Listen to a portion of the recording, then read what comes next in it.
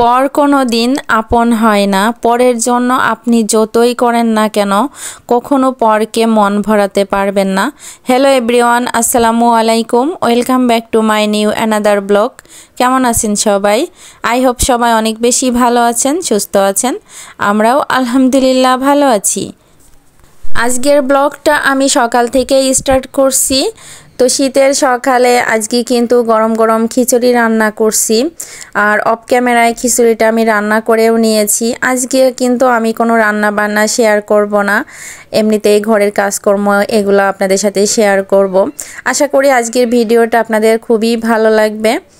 এখানে এই যে আমার খিচুড়িটা রান্না করা হয়ে গেছে, গরম গরম আমি কিন্তু প্লেটে সার্ভ করে নিচ্ছি। আর খিচুড়ির সাথে শুকনা মরিচের ভর্তা করে নিয়েছি, যেটা আমার খুবই পছন্দ। আর সাথে একটা ডিম ভাজি করে নিয়েছি। তো ডিম ভাজি দিয়ে আমরা খেয়ে নিব।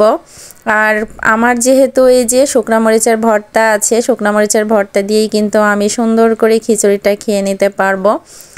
তো এখন এই যে আমার দেবর আছে যেহেতু বাসায়, তো ওর প্লেটে খাবারটা সার্ভ করে দিচ্ছি।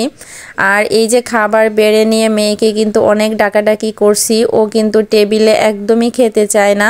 জাস্ট ওর বাবা যখন বাসায় থাকে তখন আর কি টেবিলে খায়।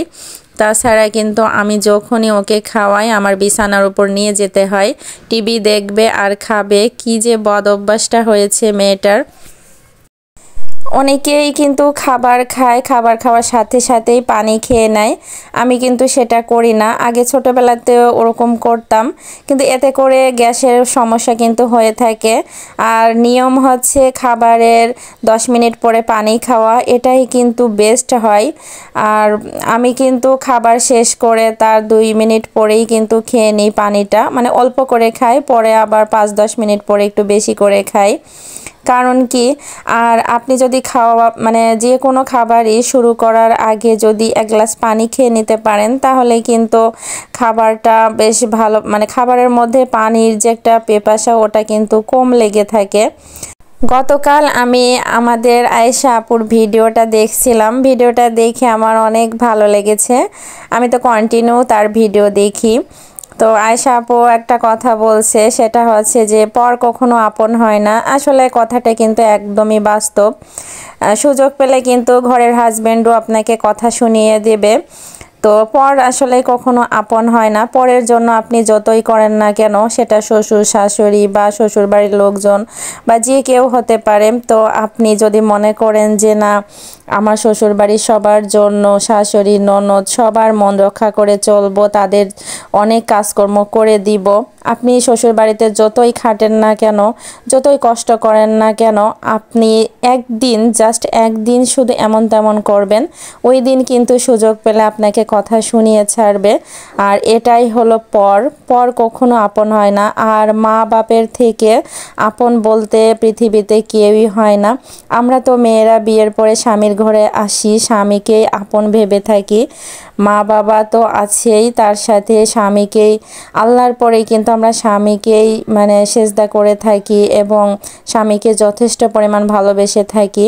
কিন্তু কোনো পুরুষ মানুষকে দেখেছেন যে নিজের বাপ মা থেকে ঘরের বউকে অতিরিক্ত ভালোবাসা?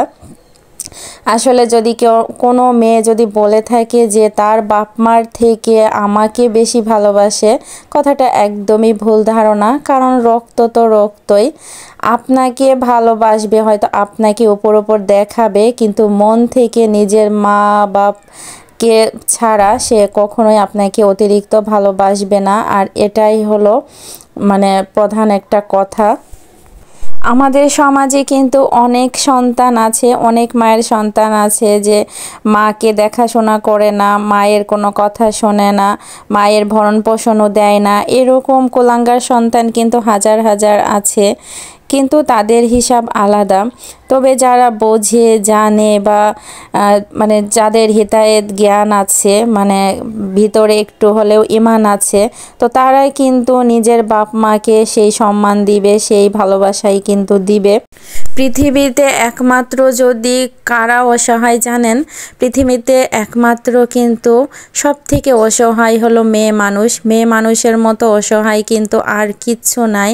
একটা মেয়ে যখন বিয়ের পরে শ্বশুর বাড়িতে আসে তখন কিন্তু তার চোখে মুখে অনেক স্বপ্ন থাকে যে না, সবাই তার সাথে অনেক ভালো বিহেভ করবে, শাশুড়ি ননদ সবাই, সেও তাদেরকে অনেক ভালোবাসা দিবে। এরকমটা স্বপ্ন নিয়েই কিন্তু প্রত্যেকটা মেয়ে শ্বশুর বাড়িতে আসে।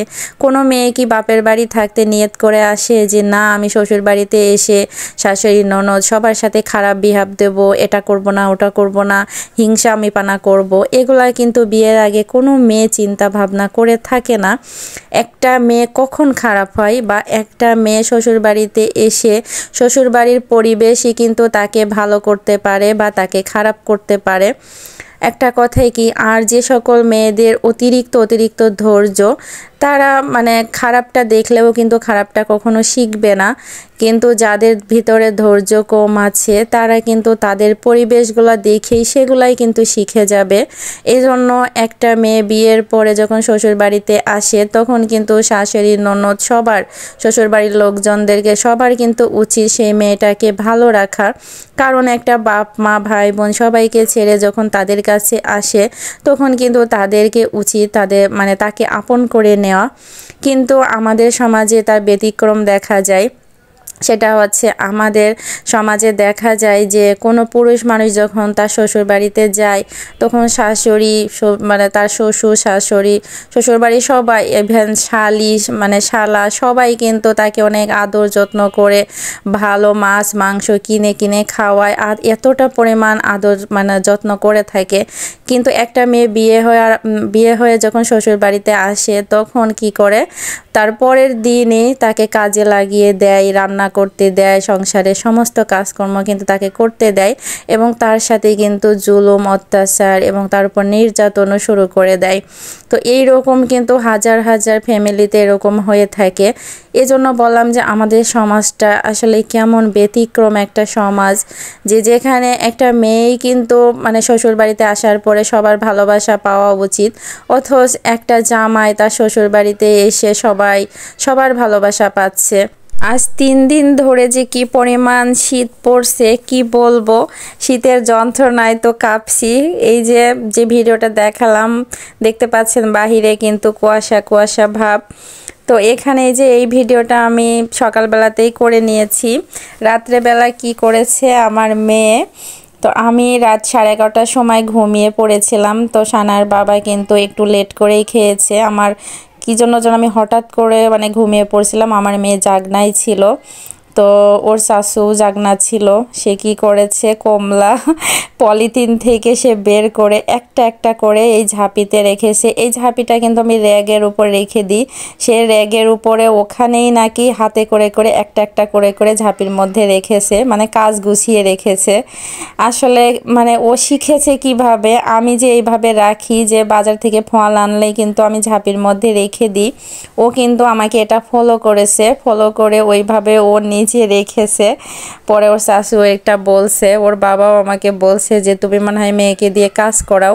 আমার মেয়ে কি সুন্দর করে ফলগুলা ঝাঁপির মধ্যে রাখছে। আমি বলছি যে তোমার মেয়েকে দিয়ে আমি কাজ করাবো কেন, আর কাজ করালে দোষ কিসের, ও তো শ্বশুর বাড়িতে যাবে না, এই জন্য ছোটোবেলা থেকে ওকে কাজ শিখাই, একটু একটু শিখলে তো ভালো। তো বলে যে না, আমার মেয়ে এখনও কাজ শেখার বয়স হয় নাই, তুমি ওকে কোনো হুকুম করবা না। যাই হোক, বাবারা তো এমন করে বলবেই। তো আমার বাবার ঘরেও আমি যখন ছিলাম তখন অনেক যত্নে ভালোবাসার, অনেক আদর যত্ন স্নেহ পেয়েছি। আর এই যে পরের ঘরে এসেছি, পরের ঘরে এসে এখন ওই যে শীত কি আর গরম কি, নিজেরটা নিজেই করে খেতে হচ্ছে। গায়ে যদি প্রচুর জ্বরও থাকে তবুও সংসারের সমস্ত কাজকর্মগুলো এই যে মেয়ে মানুষকেই করতে হয়। তো আসলে এই কথাগুলো একদম বাস্তব যে আমরা মেয়েরা যে এতটা পরিমাণ অসহায় হওয়ার পরেও কিন্তু কিছু কিছু পুরুষ মানুষ আছে মেয়েদের উপর এতটা পরিমাণ জুলুম খাটায়।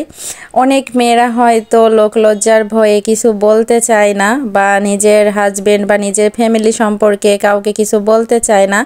আর যাদের ভিতরে ধৈর্য কম আছে বা মনের মধ্যে অনেক ক্ষোভ বা অনেক কষ্ট আছে তারাই কিন্তু মানুষের কাছে বলে একটু হালকা হয়।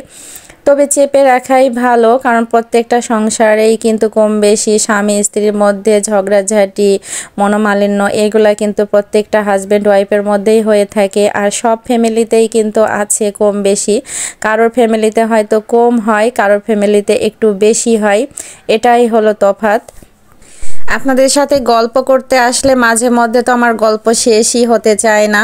যাই হোক, ভিডিওর একদম লাস্ট পর্যায়ে চলে এসেছি। তো আজকের ভিডিওটা ভালো লাগলে অবশ্যই একটা লাইক দিয়ে দিবেন। আর এরকম লাইফস্টাইল ভিডিও যদি পরবর্তীতেও দেখতে চান অবশ্যই আমার চ্যানেলটি সাবস্ক্রাইব করে রাখবেন। সাবস্ক্রাইব করে পাশে থাকা বেল বাটনের অল অপশনটি প্রেস করে দিবেন, তাহলে আমি যখনই কোনো ভিডিও ছাড়বো আপনার ফোনের নোটিফিকেশনে চলে যাবে, আপনি যখন তখন অ্যাট ফার্স্ট দেখে নিতে পারবেন। তো এত সময় ধরে ধৈর্য ধরে আমার ভিডিও দেখার জন্য অসংখ্য অসংখ্য ধন্যবাদ। সবাই অনেক বেশি ভালো থাকবেন, সুস্থ থাকবেন। আল্লাহ হাফেজ, আসসালামু আলাইকুম।